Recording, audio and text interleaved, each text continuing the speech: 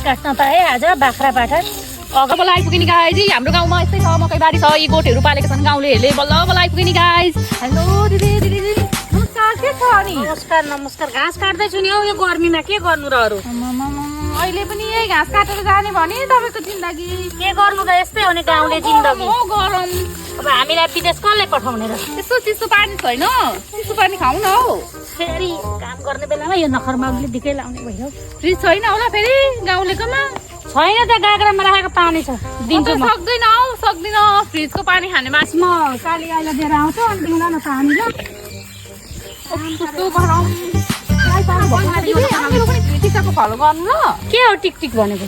TikTok हो TikTok कस्तो पाखे टिकटकमा फलो गर्नु न कस्तो टिकटिक भनेको यसो बनाउँछ नि नाच्दै ओर्दै हिँड्ने ए म पनि बनाउँछु त गीत आउँछ कहिले काहीँ ल ल गरिदिनु ल ल ल ल गरिदिनु है प्लिज दिदी त्यति चाहिँ गरिदिनु ल ल ल ल पानी खानुपर्छ है हाम्रो बाख्रा हेर हेर्नु गाइस हाम्रो घरमा त मुलुक पनि पालेको चाहिँ हाम्रो जेठानी जवाई हुनुहुन्छ अलिक बुढी बुढी हुनुहुन्छ गाउँले पर्नु भयो कि अलिक बुढी बुढी हुनुहुन्छ पानी खानु ए हुन्छ हुन्छ त्यो चाहिँ मैले नेपालमा चाहिँ मान्छे लगाएर अर्ग्यानिक खेती गरेको छु इस्कुस खेती मुन्टा छ यस्तै छ है नानी आन्टीलाई नमस्ते गर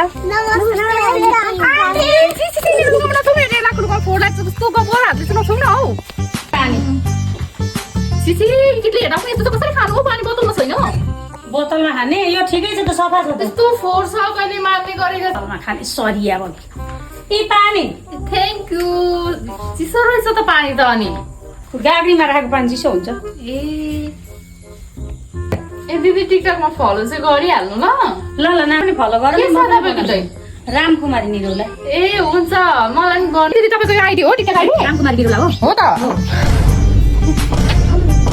दिदी अब म पनि यसो गाउँतिर मान्छेसँग भेटघाट गर्नु के जानु पर्यो भनौँ यो टिकटकमा गाउँमै बस्दा पनि के साह्रो हुन्छ 4 लाखको छ त फलोवर त आफ्नो त 50,000 देखि छैन